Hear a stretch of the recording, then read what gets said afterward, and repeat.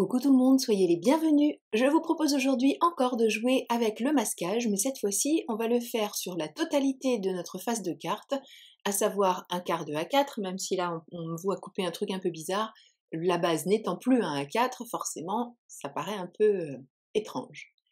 Je coupe exactement la même taille dans du papier de masquage, c'est un papier de masquage doux dont je vous remets les coordonnées dans l'article de blog qui correspond à cette vidéo, mais qui est aussi dans la fameuse vidéo où je remets tout le matériel que j'utilise le plus couramment. Sur ce papier de masquage, je vais dessiner une sorte de paysage, alors un peu du n'importe quoi. L'idée c'est d'avoir plusieurs collines, et puis j'avais envie d'avoir un truc qui ressemblait un peu à la lune. J'avoue que ça n'est pas très bien dessiné, mais ce sera un peu mieux coupé. L'idée, c'est de découper que la partie supérieure, la partie papier. On ne veut pas couper la partie protection à l'arrière, même si ce serait pas très très grave, mais c'est juste pour une question d'intendance après que ce soit plus facile à manipuler. Et je ne vais enlever, je vais enlever, au contraire pas je vais enlever tout le haut, puisque ce que je veux, c'est faire la petite colline du bas. Alors on la garde bien sûr, puisqu'elle va nous servir après quand on va faire la deuxième couleur, mais vous avez compris le principe. Je positionne ce masquage le plus parfaitement possible sur mon devant de carte, de manière à ne laisser ouvert que le bas pour faire la première colline. J'ai choisi différentes tonalités, là je voulais rester dans quelque chose d'un peu neutre, donc je vous mets les couleurs mais je les remettrai sur le blog. Et je vais faire des aplats assez soutenus, je voulais que les couleurs soient les plus vibrantes possibles, même si là on est sur des tons neutres, donc pas forcément des choses éclatantes, mais je voulais que les aplats soient très présents quand même. Alors la Distress Oxide, comme la Distress d'ailleurs, il faut la laisser sécher un petit peu, parce que si, pour cacher la colline du bas, là je colle tout de suite le petit morceau de masquage qu'on a laissé tout à l'heure, il va pas coller, ça va gondoler un peu, ça fait trop d'humidité, donc je laisse sécher mon petit morceau et je passe à la suite. Alors parce que je n'étais pas sûre de moi au niveau de la découpe, j'ai enlevé tout le papier de masquage. Je le pose sur ma plaque de verre et je vais découper la deuxième colline. Bon là c'est plus facile parce que j'ai pas besoin de faire attention à quoi que ce soit, ma plaque de verre ne craint rien. Je positionne le haut comme on l'a fait tout à l'heure, en oubliant ce petit bout de colline, et je remets bien sûr le masquage sur ce que l'on vient de faire dans le coloris Frayed Burlap.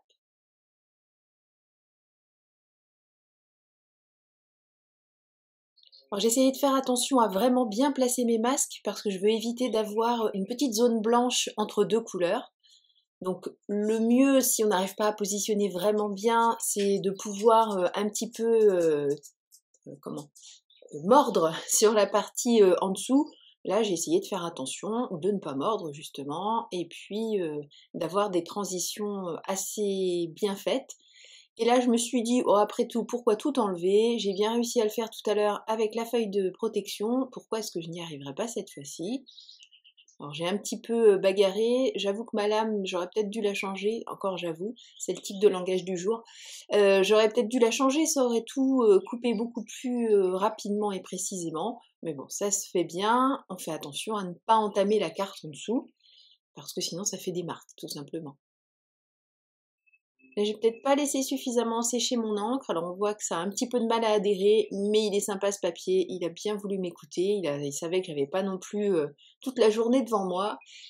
Et je choisis cette fois-ci un coloris toujours dans des tons assez neutres, c'est le rouge Aged Mahogany, et il est vraiment... il a du marron dans lui, quoi, donc il va bien avec le reste. Vous me voyez passer le chiffon avant chaque changement de couleur, c'est pour éviter qu'il y ait trop de distress qui viennent sur la nouvelle couleur quand je déplace mes masques. Enfin, je déplace pas les masques, mais quand je passe d'un masque à l'autre. Je vais accélérer un peu la manœuvre, vous avez compris, on déplace nos petits morceaux d'adhésif, on passe la nouvelle couleur, et ainsi de suite jusqu'à avoir fait tout le devant de la carte.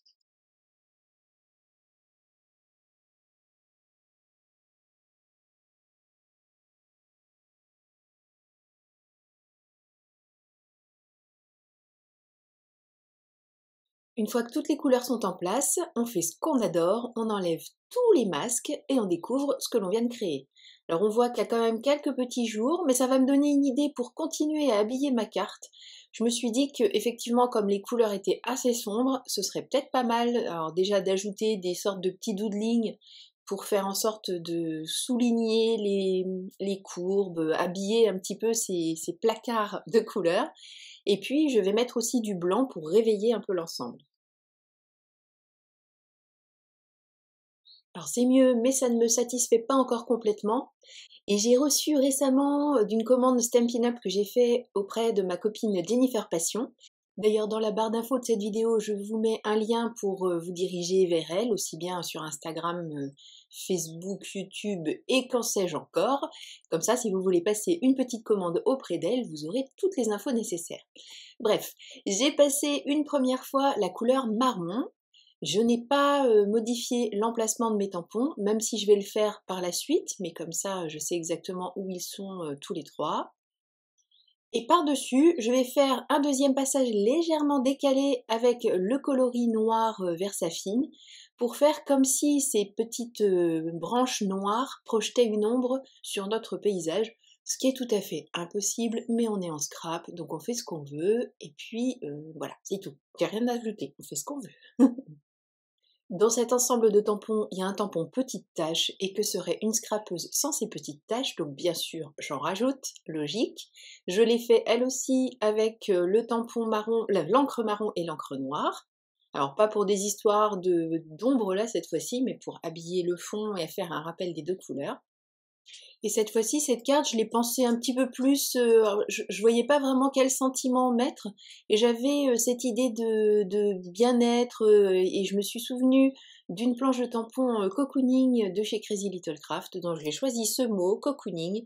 Je vais l'embosser en blanc sur du noir, je sais, c'est le leitmotiv du moment, et je vais découper un rectangle dont je vais arrondir tous les côtés, enfin tous les angles, ce qui va me permettre d'avoir une petite étiquette assez douce avec ces petits angles arrondis, et ça finira cette carte, et on peut passer à la suivante.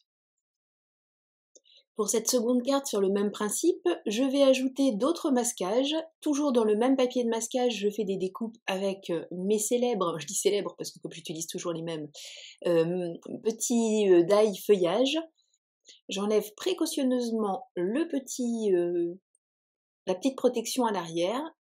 Je commence par le coin en haut à gauche parce que c'est toujours celui qui m'attire en premier. En réponse, je continue sur celui qui est en bas à droite, comme ça fait une diagonale, c'est facile à suivre. Et puis pour les deux autres, eh bien, je vais essayer de les mettre de manière à ce qu'ils se répondent aussi un peu, sans que ça ait l'air trop symétrique tout ça. Je reprends les masques de la première carte.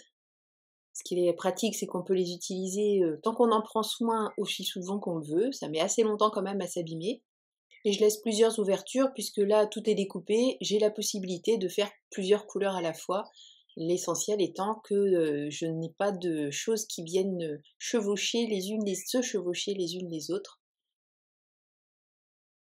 Et bien sûr, comme tout à l'heure, j'essaie de faire en sorte de tout placer le mieux possible.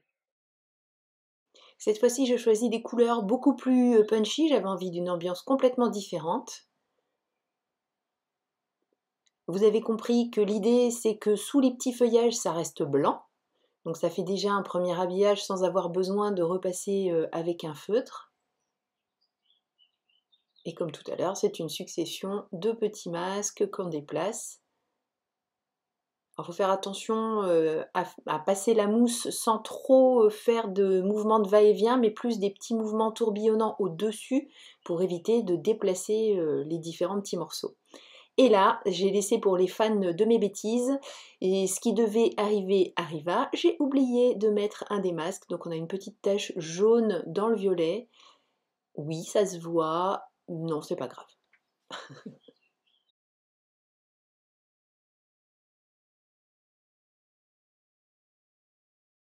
Pour habiller les ouvertures, je reprends la planche de tampon de tout à l'heure et puis un des petits tampons feuillage.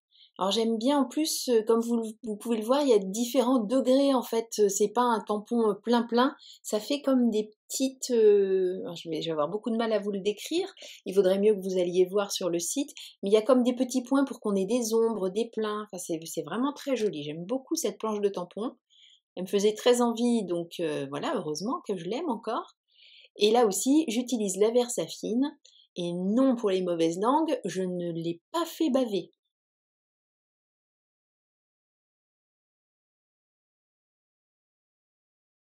Notre partie préférée, quand on découvre tout, même si là on a enlevé la plupart des masques au fur et à mesure, il nous reste à enlever tous les petits feuillages. Bon, j'avoue que celui-là, je ne l'ai pas récupéré parce qu'il y avait beaucoup d'encre dessus et ça les a tous un petit peu fatigués quand même d'être très très sollicités.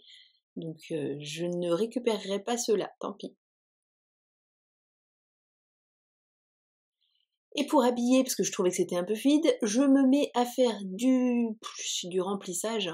Et franchement, je suis pas fan du tout. Là, ce placard jaune, je vais réfléchir un moment à comment je peux m'en débarrasser. Et je peux pas. Bon, bah donc je laisse. Mais franchement, je suis pas du tout fan. Je trouve que bah, j'ai tout gâché. Voilà. C'est simple. Le reste, ça me plaît. J'aime bien les petits rayons autour de la lune, les petits points dans la montagne rose. Mais franchement, là, ces trucs jaunes, bon, mais je trouverais peut-être un moyen d'arranger ça. Du coup, je me suis dit que foutu pour foutu, j'allais aussi habiller l'intérieur des feuilles, et ça non plus, c'était pas une bonne idée. Bon alors, dans cette carte, vous ne prenez que ce qui vous plaît, et vous évitez de faire le reste, voilà, tout simplement. Il y a des jours avec, des jours sans, c'était un jour sans, mais pour rester sur une base solide, j'ai fait un sentiment, oui, embossé en blanc sur du papier noir. Mais cette fois-ci, j'ai fait une sorte de petite bannière que j'ai découpée en fanion juste d'un côté, de l'autre côté, je l'ai fait arriver au ras de ma carte. Et ces deux cartes sont terminées. Merci beaucoup d'avoir suivi cette vidéo. Je vous donne rendez-vous la semaine prochaine pour une nouvelle réalisation. D'ici là, prenez bien soin de vous, créez et partagez surtout autour de vous. Gros bisous, bye bye.